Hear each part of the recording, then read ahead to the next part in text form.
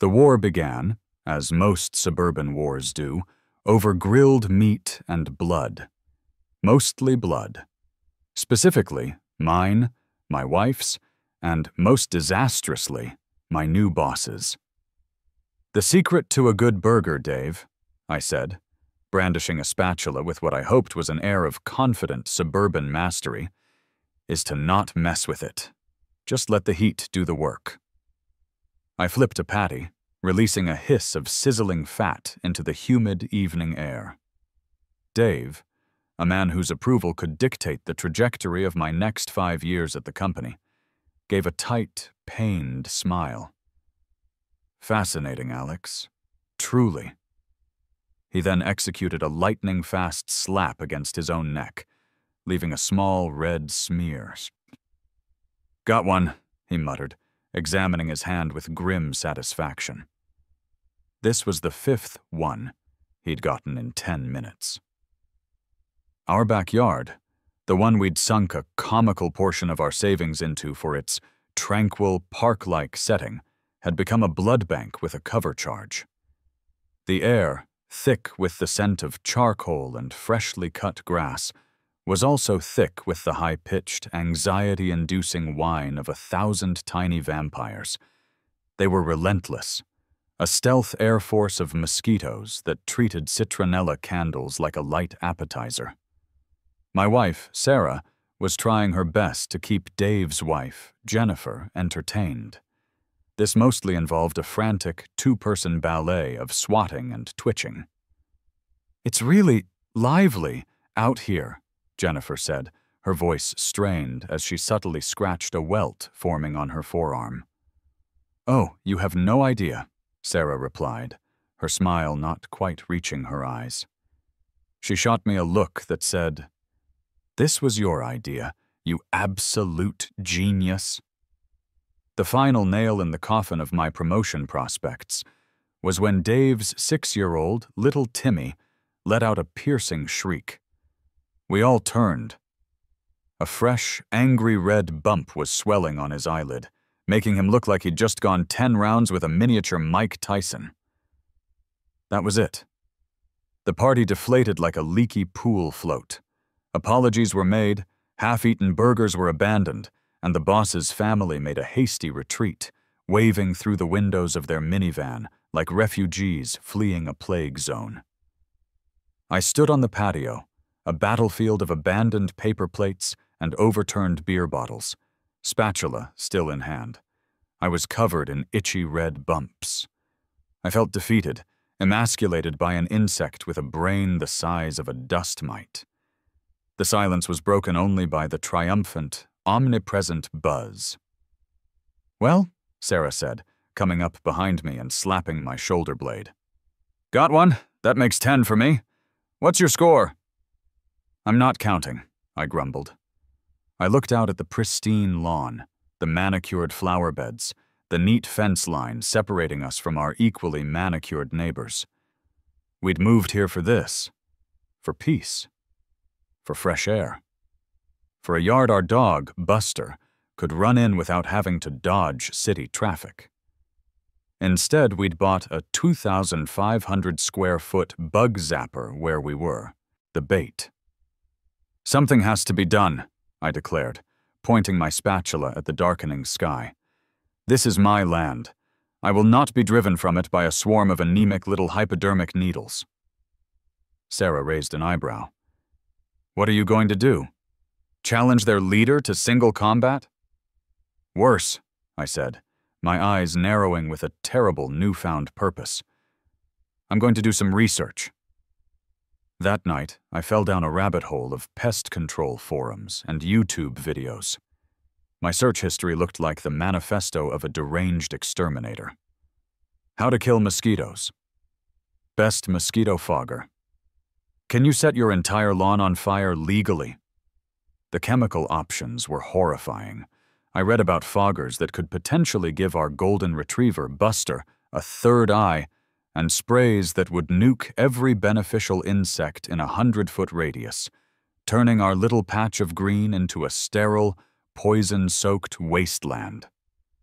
No, thank you. I wanted to reclaim my yard, not salt the earth for generations to come. The natural options were a joke. Citronella? We had enough candles to hold a seance, and the mosquitoes seemed to think it was just pleasant mood lighting for their nightly feast. Those electric zappers with the satisfying crack? Apparently they kill moths and beetles, but mosquitoes are too smart for them. It's all a lie. I was about to give up and just invest in a family set of beekeeper suits when I stumbled upon it. An article tucked away on a university extension website titled Nature's Pest Control, the Voracious Brown Bat. My eyes widened. I read on, captivated. A single little brown bat, the article claimed, could eat up to 1,000 mosquito-sized insects in a single hour. A nursing mother bat? Even more. They were flying, furry, pest-devouring machines. They were the perfect predator. And the best part? You could attract them. All you needed was a bat house. It was elegant. It was eco-friendly. It was cool. The next morning, I presented my findings to Sarah over coffee, my laptop screen filled with schematics for multi-chambered bat boxes. "I've found the solution," I announced, spinning the laptop around. "We're getting into the bat business." Sarah peered at the screen, then at me. "You want to invite a colony of flying rodents to live in our backyard?" "They're mammals, not rodents," I corrected automatically, quoting the website. "And they're incredibly clean, intelligent creatures. Think of them as tiny winged wolves of the night sky, Sarah. We're not killing the mosquitoes with poison, we're just outsourcing their murder to a more qualified professional. It's the circle of life." She took a slow sip of her coffee, her skepticism radiating across the kitchen table. "And what about Carol?" Carol. The name hung in the air like a bad smell. Carol was our HOA president. She was a woman who seemed to have been born with a clipboard in one hand and a copy of the Harmony Creek Estate's covenants, conditions, and restrictions in the other. "What's to say?" I countered with a shrug. "It's basically a birdhouse for, nocturnal birds. Very rare, nocturnal insect-eating birds." She sighed the sigh of a woman who knew she was about to be an accomplice in a scheme she didn't fully endorse. "Just make sure it doesn't look terrible, okay? And if I wake up with a bat in my hair, I'm divorcing you." The project consumed my weekend. I am not a man of tools. I work with code, with the clean, logical world of ones and zeros. My brief foray into carpentry was a humbling experience. Following a YouTube tutorial led by a cheerful bearded man named Sawdust Steve, I measured once, cut twice, and produced a collection of slightly off-kilter wooden planks. My assembly process involved a lot more wood glue and hope than actual structural integrity. The final product was a lopsided, vaguely coffin-shaped box that looked less like a precision-engineered animal habitat and more like something a goth middle schooler would make in shop class. But it was functional. Probably. With a grunt and a wobbly ladder, I mounted it on a 15-foot pole in the far corner of our yard, nestled near a stand of pine trees. It was discreet, unassuming, a silent guardian, waiting for its winged occupants. I stood back, admiring my handiwork, a smug smile on my face. The war on mosquitoes had officially begun. For 2 glorious, unbitten weeks, the bat house stood as a monument to my genius. No bats had moved in yet, but the website said it could take time. Patience was a virtue. I'd sit on the patio in the evenings, beer in hand, watching the box with the hopeful intensity of a kid watching a bird feeder on Christmas morning. More importantly, there were no new violation notices from the HOA. I had flown under the radar. My hubris, it turned out, was premature. The harbinger of my doom was, as always, beige. It was a crisp beige envelope, bearing the tastefully embossed logo of the Harmony Creek Estates Homeowners Association, tucked neatly into the handle of our front door. It wasn't even mailed. It was hand-delivered, a personal touch that made it feel all the more menacing. My hands trembled slightly as I tore it open. The paper inside was thick, expensive feeling, and covered in the kind of soulless corporate font usually reserved for layoff notices. Violation Notice, Property 124, Willow Lane. Date, August 22nd, 2025. Infraction, Unauthorized Structure, Class C violation, per bylaw Section 12, Subparagraph 4A. Dear resident, an inspection of your property has revealed the installation of an unapproved external structure. Wooden box on a pole. The bylaws of Harmony Creek Estates are designed to maintain the aesthetic harmony and property values of our community for all residents. All external structures, including but not limited to sheds, gazebos, pergolas, and avian habitats, must be submitted to and pre-approved by the Architectural Review Committee, ARC, prior to installation. Your structure is not on the list of approved designs. You have seven calendar days from the date of this notice to remove the offending structure. Failure to comply will result in a fine of $50 per day until the violation is rectified. For a list of pre-approved designs and submission forms, please visit the HOA portal. Sincerely, the Harmony Creek Estates HOA Board. Avian habitat? I muttered to myself. The nerve. As if summoned by the rustling of her sacred texts, a golf cart came gliding down the street and pulled up to the curb in front of my house. At the wheel was Carol, wearing a visor and a polo shirt the exact same shade of beige as the envelope. Her smile was a thin, bloodless line.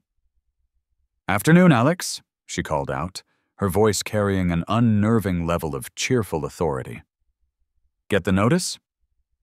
I held up the letter. "Oh yeah, I got it. I didn't realize my Nightbird house was such a threat to the aesthetic harmony of the neighborhood." She stepped out of the cart, clipboard in hand. She never went anywhere without that clipboard. I was convinced it was surgically attached. "The bylaws are very clear, Alex. We can't have people just putting up whatever they want, whenever they want. It leads to chaos. What if your neighbor wanted to put up a 20-foot-tall purple gnome?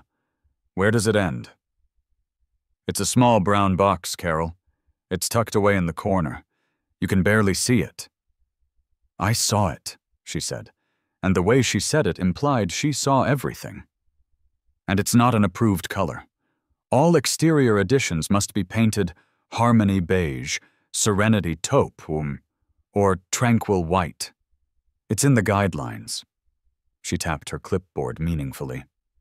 I took a deep breath, trying to reason with the human embodiment of red tape. "Look, it's a bat house. To get rid of the mosquitoes. They're a menace to the entire neighborhood."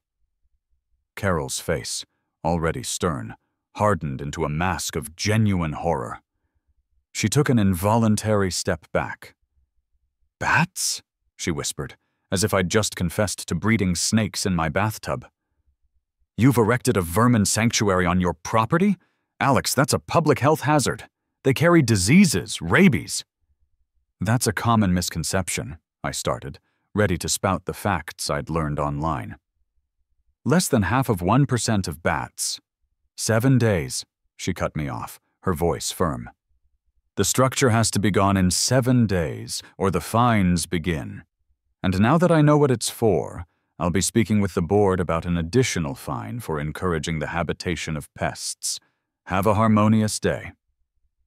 She got back in her golf cart and glided away, leaving me standing in my driveway, clutching the beige letter of doom. I was defeated, crushed by the sheer, unyielding force of bureaucratic pettiness. I went inside and slumped onto the sofa, explaining my defeat to Sarah. I ranted, I raved, I complained that I was being punished for trying to be a good, environmentally conscious citizen. "It's not a vermin sanctuary," I grumbled, pacing the living room. "It's not some shack. It's for a noble purpose. It's like a conservation station, a post for observing wildlife." And then I stopped. The words echoed in my head. A post for observing wildlife. A slow, mischievous grin spread across my face. Sarah saw it and immediately looked worried. "What?" she asked. "What's that look?" "That's the look of malicious compliance," I said, already walking toward my laptop. "Honey, where do we keep the label maker? The Bat House is about to get a major promotion." Section 1.4. Malicious Compliance. The rest of the evening was a blur of furious typing.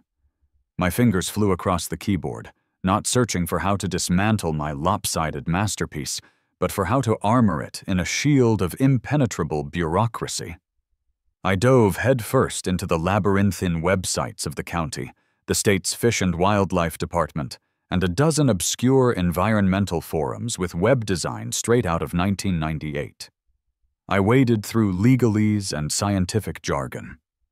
I learned more about zoning ordinances, conservation easements, and the specific classifications of native fauna than I ever thought possible. Most of it was useless, but then, buried deep within the state's Department of Natural Resources site, under a subheader titled Citizen Science Initiatives, I found it. The Holy Grail. It was an ordinance, dry as dust, but beautiful in its potential. It actively encouraged private citizens to assist in monitoring local wildlife populations, especially species that were of special concern or facing habitat loss. It spoke of the value of privately managed observation posts for gathering data. And at the very bottom of the page, there was a link to a voluntary online registration form, a form to officially register a location as a wildlife observation station. My heart hammered in my chest. This was it. This was the loophole big enough to drive a golf cart through. I turned to Sarah, my face illuminated by the glow of the screen, my expression a mixture of mad scientist and lottery winner. "Honey," I said, my voice barely a whisper, "get the label maker. And the good, weatherproof kind. The Bat House is no longer just a house. It's about to become a vital piece of scientific infrastructure." My weekend wasn't spent dismantling my creation. It was spent elevating it. This wasn't just about filling out a form. This was about performance art. This was about building a fortress of legitimacy so absurd, so official-looking, that even Carol's clipboard of ultimate power would bounce right off it. First, the registration. I navigated back to the DNR website. With a solemnity, usually reserved for signing mortgage documents, I filled out the form. For name of station, I didn't just write Alex's Bat Box. No, that was amateur hour. I typed Harmony Creek Regional Endangered Species Observation Post, Station None 1, Chiroptera Division. It sounded important. It sounded funded. For species of interest, I selected Myotis lucifugus, the little brown bat, which a quick search had informed me was, in fact, an endangered species in our state due to white nose syndrome. My little project suddenly had a noble, tragic backstory. Next, the aesthetics. A scientific station couldn't just be a scientific station. It had to look like one. I spent 2 hours on a free graphic design website creating a logo. It featured a noble-looking silhouette of a bat against a green shield, with the station's full verbose name in a bold sans serif font underneath. I uploaded the file to a custom sign-making website and paid for rush shipping on a 12 by 18-inch weatherproof aluminum sign. But I didn't stop there. I went on Amazon and ordered a solar-powered security camera. This wasn't for security. This was my 24/7 remote monitoring and data gathering system. To complete the illusion, I threw together a quick, free website. It was a masterpiece of plausible nonsense. The homepage featured a stock photo of a forest at dusk.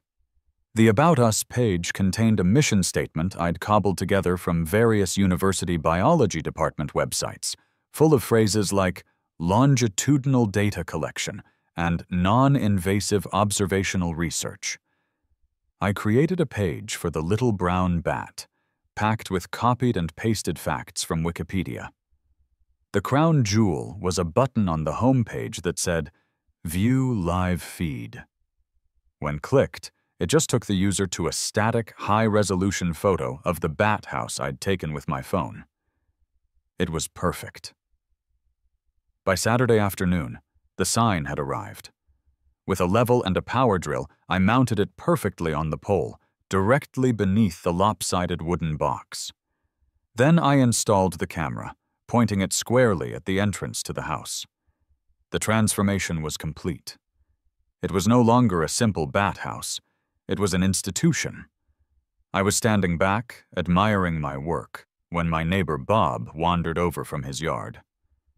Bob was Carol's second in command, a retired man whose main hobbies were lawn fertilization and reporting his neighbors for minor infractions. "Well now, Alex," he said, squinting up at my handiwork. "Decided to take that thing down after all? Good man. Carol will be pleased. Don't want to be getting those fines." I gave him a serene, slightly pitying smile, the kind a brilliant scientist might give a layman who doesn't understand his work. I polished the new sign with my sleeve. "Taking it down, Bob?" I chuckled softly. "Goodness, no. Have you no respect for science?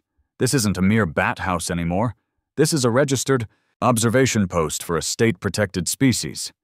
It's a matter of conservation now."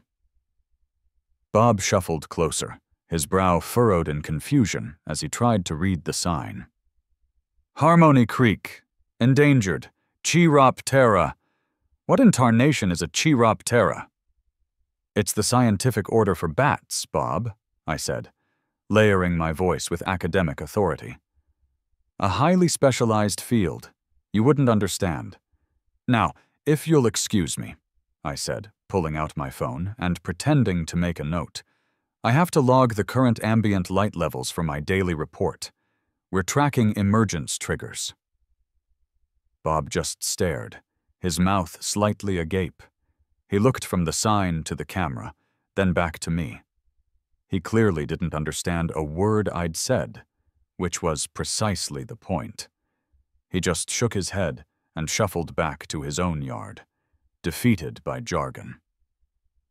I watched him go, a triumphant grin spreading across my face. The first shot in the new war had been fired, and my opponent didn't even know what weapon I was using. It took less than 24 hours for Carol to notice the upgrade. I imagine Bob scurried right over to her with a wild-eyed report about Chiropteras and emergence triggers. Her response was swift and predictable. On Monday afternoon, a new beige envelope appeared. This one felt heavier, angrier. Second and final violation notice property, 124. Willow Lane. Date, August 25th, 2025. Infractions, unauthorized structure, Class C violation.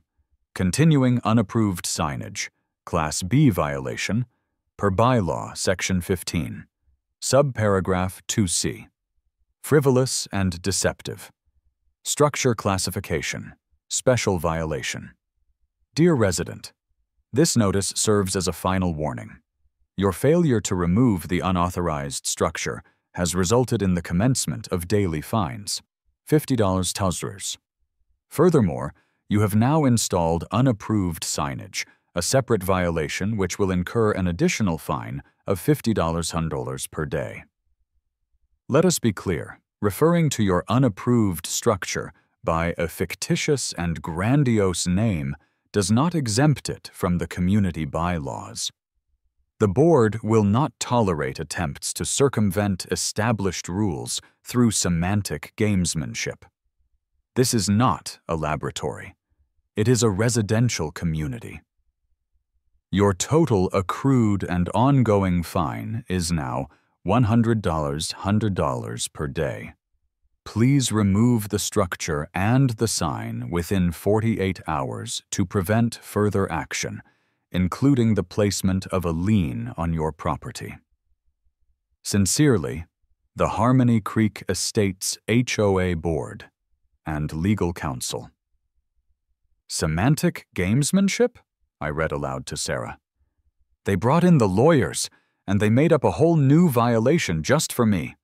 Frivolous and deceptive structure classification. I'm a pioneer. Sarah was less impressed. Alex, they're threatening to put a lien on our house. This has gone too far. Just take the stupid box down. Never, I said, clutching the letter. This is about principle now. They're bullying me for trying. To do a good thing, I'm not backing down. I grabbed my phone. I'm calling her. Oh, this will go well, Sarah muttered, leaving the room. I dialed the number for the HOA office, which I knew rang directly to Carol's personal cell phone. She answered on the second ring, her voice a weaponized form of politeness. Harmony Creek Estates. This is Carol speaking. Hi, Carol. It's Alex Miller from 124 Willow Lane, I said, my own voice a carefully calibrated blend of concerned citizen and baffled academic. I just received your latest notice, and I'm afraid there's been a serious misunderstanding. There is no misunderstanding, Mr. Miller, she replied, her tone as crisp and cold as the beige envelope. The notice is quite clear. Well, that's just it, I said. You're fining a registered scientific station. I don't think the HOA has the authority to interfere with a state-sanctioned conservation effort. I mean, I'm gathering data here. Important data. There was a pause on the other end. I could almost hear the gears turning in her head, trying to process my audacity. Mr. Miller, I don't care if you call it the International Space Station. It's an unapproved wooden box on a pole, and now it has an unapproved sign attached to it. That's 2 clear violations of the bylaws you agreed to when you purchased your home. As of today, you are at $100 a day, and it will continue to accrue. But the state ordinance encourages this, I protested, trying to sound aghast. I'm providing a valuable service to the scientific community. Tampering with my equipment, and the habitat itself, could be a serious offense. It might even be a federal issue, you know, with the Endangered Species Act and all. I read it on a forum. The word federal seemed to give her a moment's pause, but she recovered quickly.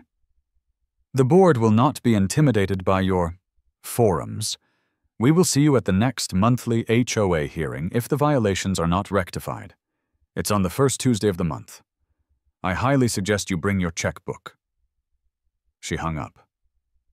I stood there, phone in hand, the dial tone buzzing in my ear. She had called my bluff, or rather she had refused to acknowledge that I was even holding any cards. If I was going to win this, I had to make my bluff look less like a bluff and more like an unshakable, physical reality. My observation post needed to look less like a box on a stick and more like something that actually required a government grant. This was going to require construction. My new mission was to find a contractor willing to take on a project of profound weirdness. The first 3 calls did not go well. Hi, I'd say, trying to sound normal. I'm looking to get a quote on a small outdoor project. Sure thing, the contractor would reply. What are we looking at? A deck? A patio? Sort of, I'd say, taking a deep breath. I need a small, elevated observation platform built around an existing pole. It's for my, private scientific research station. Click. The second guy laughed for a solid 10 seconds before hanging up. The third one just said, "You're a weird dude," and went back to whatever he was doing. I was beginning to lose hope. My grand scheme was going to be foiled by the simple fact that no one in the construction business wanted to attach their name to my particular brand of crazy. Then, I found Gus. His ad in the local classifieds was simple. Gus's General Contracting. No job too weird. Free quotes. He sounded like my kind of people. An hour later, a rusty but formidable Ford F-150 rumbled to a stop in front of my house. Gus emerged. He was a man in his late 60s, with a formidable belly, a magnificent white mustache, and hands that looked like they could crush coconuts. He walked with the slow, deliberate gait of a man who had seen everything twice. He followed me into the backyard, took one look at my bat house, the official-looking sign, and the little camera, and then turned to me with a completely straight face. "All right, kid, what's the story here?" I explained everything. The mosquitoes, the barbecue, the lopsided bat house, Carol, the beige envelopes, the Chiroptera division, the fake website, the whole 9 yards. I expected him to laugh me off the property. Instead, he just stood there, stroking his mustache thoughtfully. "So, let me get this straight," he said, his voice a low rumble. "The dragon lady down the street, she hates your bat box. So as revenge, you rebranded it as a science experiment, and now you want me to build a, what did you call it again? A scientific perimeter around it? With a small, elevated platform for optimal viewing angles," I clarified. "And maybe some solar panels on the railing to power the equipment." He pointed a thumb thick as a sausage at the little Amazon camera. "Equipment being that $50 security camera you got there? That is a state-of-the-art, high-definition, 24/7 monitoring system," I said, without blinking. Gus was silent for a long moment. A slow grin spread across his face, crinkling the corners of his eyes. "Kid, I like your style. I once built a soundproof, lead-lined panic room for a guy who thought the CIA was trying to read his thoughts through his fillings.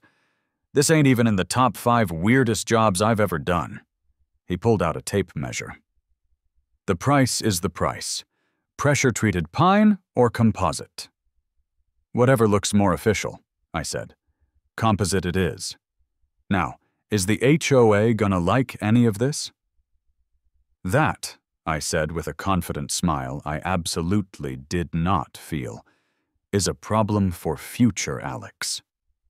The next Monday, Gus and his 2-man crew arrived. They were a whirlwind of noise and activity. The sounds of circular saws, nail guns, and profanity-laced classic rock filled the tranquil suburban air. Neighbors peeked out from behind their curtains, their faces a mixture of confusion and alarm. Carol did several slow, menacing drive-bys in her golf cart, her face a thundercloud. Gus was a true artist. He didn't just build a deck, he built a miniature citadel. It was a ridiculously over-engineered 4x4-foot platform, raised exactly 29 inches off the ground, 1 inch below the height that required a city permit, a detail Gus had confirmed with a chuckle. It had thick safety railings, a small fold-down shelf that I immediately dubbed the data entry console, and a custom mounting bracket for my monitoring equipment. He even installed 2 small, cheap solar panels on the railing, wiring them to a small battery that did absolutely nothing but power a single green LED light, which blinked with an air of immense scientific importance. By Wednesday afternoon, it was done. It was beautiful. It was absurd. My simple bat house was now the centerpiece of a structure that looked like a tiny oil rig or a guard tower for a very small, very specific prison. It screamed, "Do not mess with this." It was perfect. The sight of a completed, fully operational-looking scientific citadel in my backyard was, for Carol, the final straw. Her brain, so finely tuned to the frequencies of bylaw violations, simply short-circuited. She bypassed the HOA's normal channels of beige envelopes and passive-aggressive notices. She went nuclear. She called the police. I was in my home office, admiring the blinking green light on my observation deck through the window, when I saw the patrol car pull up. A young, tired-looking officer got out, adjusted his belt, and walked up my driveway with the weary posture of a man who would rather be anywhere else.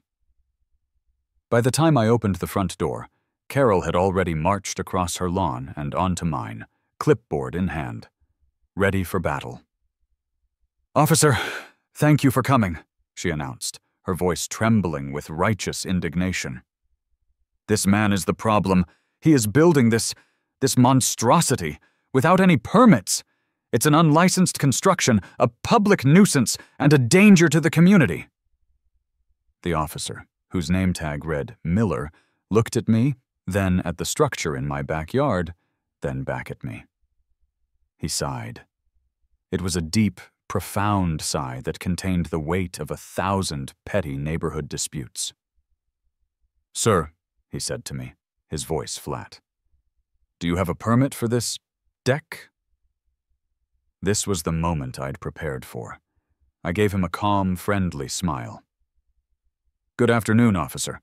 I can see how you might think that, but it's not a deck. A deck is defined by city code as a structure intended for recreational purposes. This, as the signage clearly indicates, is a scientific platform. And per city code 113.8, a permit isn't required for a detached structure under 120 square feet, or for a platform under 30 inches in height. This one," I said with a flourish, "is a mere 29 inches tall. I checked." Carol sputtered. "He's calling his bat shack a science project. It's a deck. He's going to have parties on it." Officer Miller turned his tired gaze to Carol. "Ma'am, is the structure on your property?" "No, but it's violating at least a dozen HOA bylaws," she shot back, brandishing her clipboard as if it were a legal document recognized by the Supreme Court. The officer's shoulders slumped another inch. "Ma'am, with all due respect, HOA bylaws are a civil matter. It's an argument between you and him and your association. It's not a criminal issue. I'm here to enforce city and state law. As long as he's not breaking any actual laws, my hands are tied." He turned back to me. "Sir, your neighbors have complained about the construction noise. Try to keep it down in the future." "Will do, officer," I said with a nod. "The primary construction phase is complete, anyway. We're moving into the quiet observational phase now." The officer just shook his head, a flicker of something that might have been amusement in his eyes. He tipped his hat, got back in his car, and drove away. I had won. I had faced down the full force of the HOA's fury, and I had triumphed through the power of bureaucratic jujitsu. I turned to Carol, who was standing on my lawn, sputtering like a car that wouldn't start.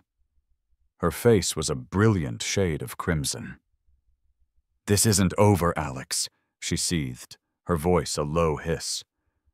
"I know," I replied cheerfully. "Science is never over, Carol. It's a continuous process."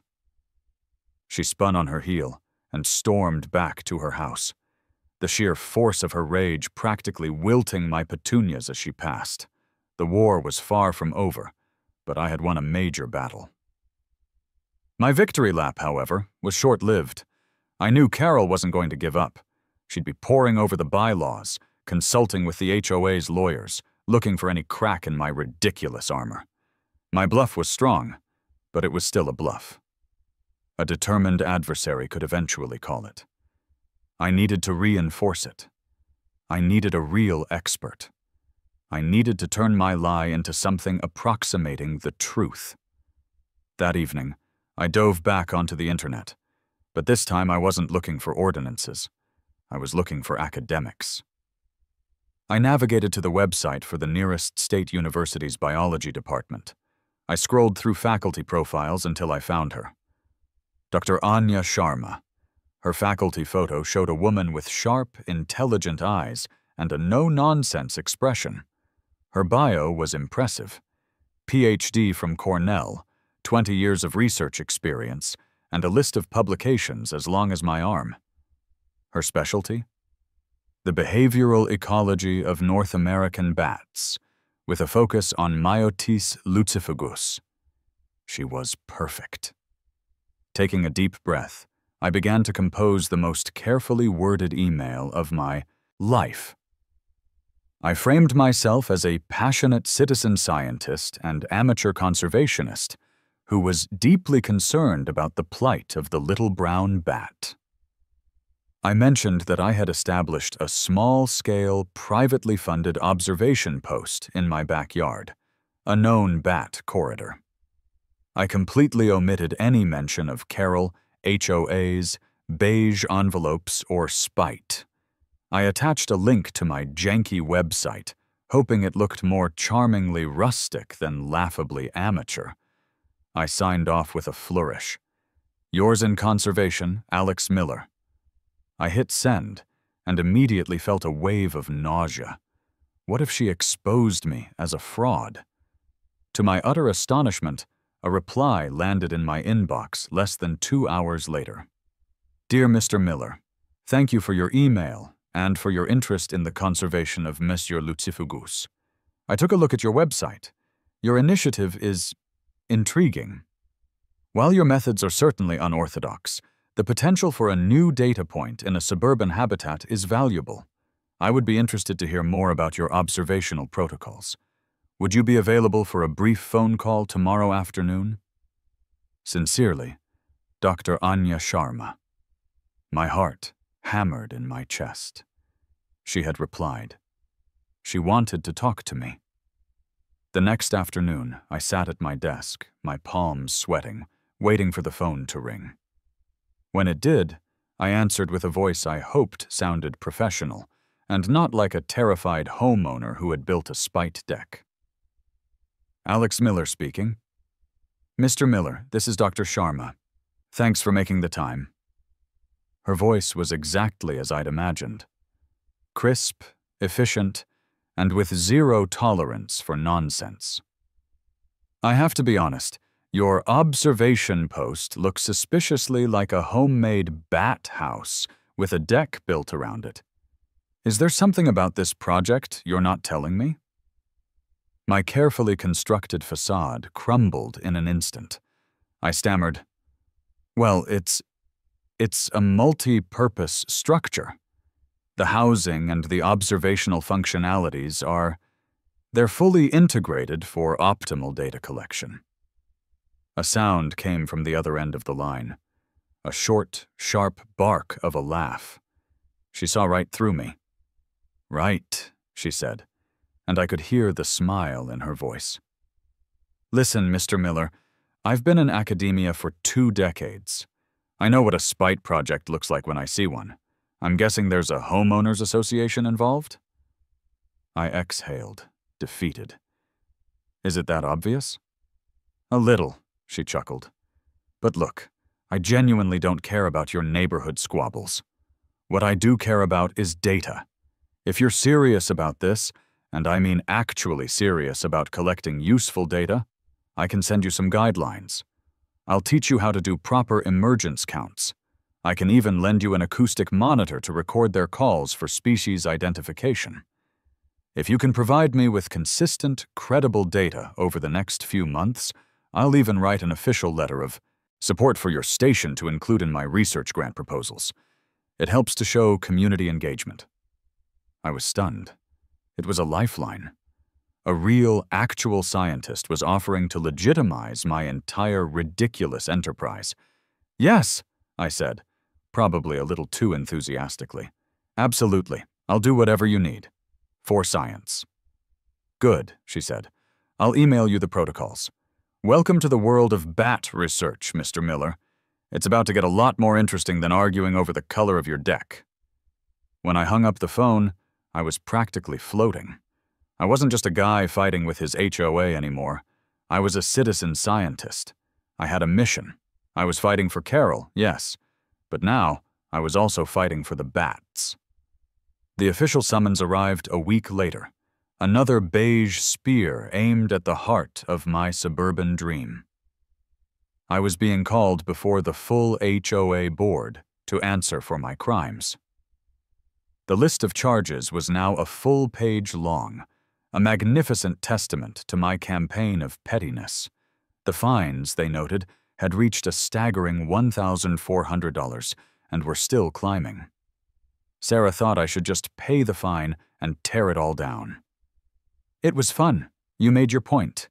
But they're going to crush us," she warned. "Let them try," I said, brandishing a freshly purchased 3-ring binder. "I'm ready for them." I spent the next few days preparing for the hearing as if it were a Supreme Court case. I printed out the relevant city codes and highlighted key passages. I printed the state ordinance on citizen science initiatives. I made glossy, full-color printouts of my website. And most importantly, I printed the email from Dr. Anya Sharma.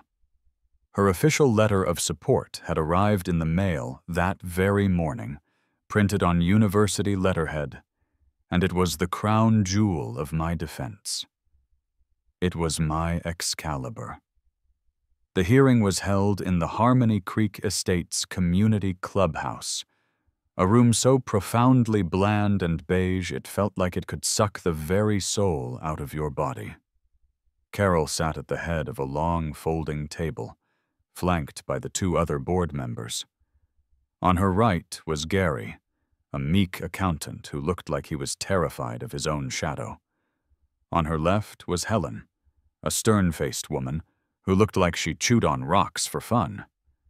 A gallery of about a dozen of my nosiest neighbors sat in folding chairs, eager for the evening's entertainment. This was their Super Bowl. Carol called the meeting to order and launched into her prosecution. She spoke with the dramatic flair of a seasoned prosecutor, detailing my transgressions with mounting outrage. She used a laser pointer to indicate a large, grainy photo of my monstrosity that had been taped to an easel.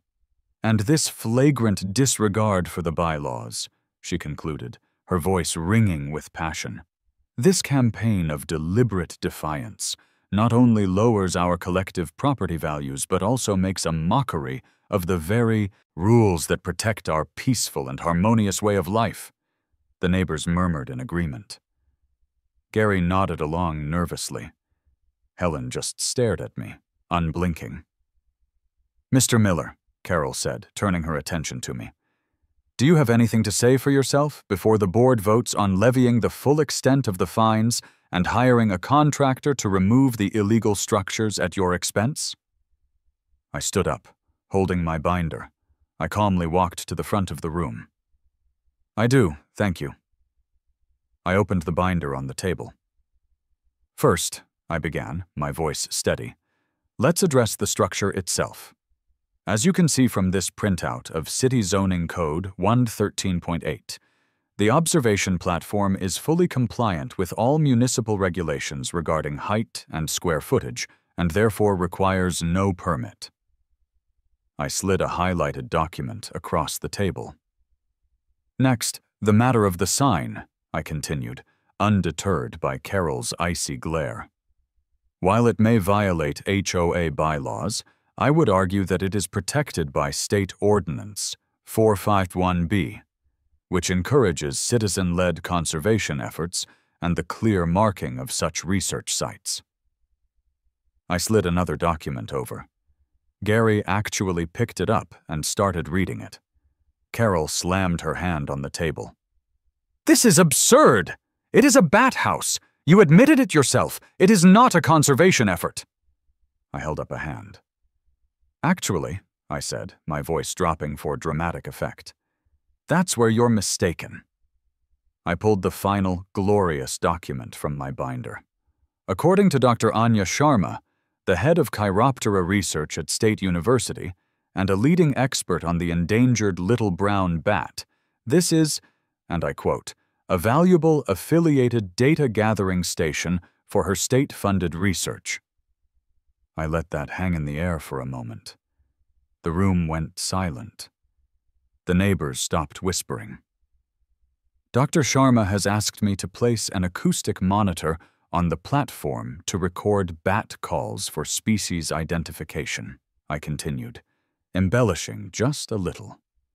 She has provided me with scientific protocols for conducting nightly emergence counts. My work here is contributing directly to the body of scientific knowledge about an endangered species living right here in our community. I slid Dr. Sharma's letter, on its official university letterhead, to the center of the table. Her letter here expresses her full support for the project and asks for the cooperation of all local entities. I'm sure the Harmony Creek Estates HOA wouldn't want to be seen as an entity that actively obstructs vital scientific research, would you? I imagine the local news would have a field day with that. Carol stared at the letter as if it were a venomous snake. She was speechless. Her entire case, built on the foundation of a wooden box being a wooden box, had just been obliterated by the full weight of academia. Gary, the meek accountant, looked at the letter, then at Carol, then back at the letter. Carol, he whispered. It's on university letterhead. That seems official. Helen, the stone-faced woman, picked up the letter. She read it slowly, her expression unreadable. She put it down and looked at Carol. The man has a point. The optics of fighting a university over endangered bats are not good. The air crackled with tension. I had them. Carol knew it. I knew it. The entire room knew it. The Queen had been checked. Carol, cornered and furious, didn't give me the satisfaction of a ruling on the spot. The board will take this new information, under advisement, she announced through gritted teeth. We need to consult with our legal counsel. The fines will be suspended, pending a final review. The meeting was adjourned. I walked out of that beige room feeling 10 feet tall. I had faced the dragon in her lair and emerged victorious, armed with nothing but a binder and a well-timed alliance with a bat expert. The neighbors looked at me with a newfound respect, or at least a healthy dose of confusion. A week later, the true irony of my situation decided to manifest itself. As I was sitting on my patio at dusk, basking in my triumph, I saw it. A small, dark shape flitted out of the lopsided entrance of my bat house. Then another, and another. Within minutes, a small, swirling vortex of them emerged, disappearing into the twilight to begin their nightly hunt. The bats had arrived. My bluff had become a reality. I, Alex Miller, suburban warrior, was now the legitimate steward of an actual living and breathing bat colony. I wasn't just pretending to be a citizen scientist anymore. I actually had to do the work. Sarah came out and sat next to me, watching the last of the bats fly off. The air was quiet, the usual whine of mosquitoes noticeably absent. You know, she said, a small smile playing on her lips, for a project born entirely out of pure, uncut spite, this is actually kind of cool. I've become the thing I was pretending to be, I said, a sense of awe and terror mixing in my stomach. It's horrifying. Dr. Sharma's protocols say I have to count them every night for the next month. For science. "Well, grab a pencil," she said, leaning her head on my shoulder. "Looks like you've got work to do." The final word from the HOA came not in a beige envelope, but in a crisp, professionally formatted email from their lawyer. Counsel, it seemed, had advised them that fighting a resident who was backed by a state university on an endangered species issue would be a costly public relations nightmare they were guaranteed to lose. They were offering a truce, a compromise. The deal was this: the HOA would drop all fines, past and future. They would formally amend the architectural records to approve my structure in perpetuity. In return for this incredible act of magnanimity, I had to agree to two conditions. First, the entire Harmony Creek Regional Endangered Species Observation Post had to be painted an HOA-approved color. My choices were Harmony Beige, Serenity Taupe, or Tranquil White. Second, I had to agree to give a 10-minute presentation on the benefits of bat conservation at the annual neighborhood potluck. I read the email twice, then burst out laughing. It was the most perfect, most petty, most quintessentially suburban surrender I could have ever imagined. I accepted the deal immediately. The next weekend, Gus's rusty F-150 rumbled back up to my curb. I'd hired him for one last glorious job. He stood beside me, looking up at the magnificent wooden citadel, a gallon of paint in his hand. He read the label. "Serenity Taupe?"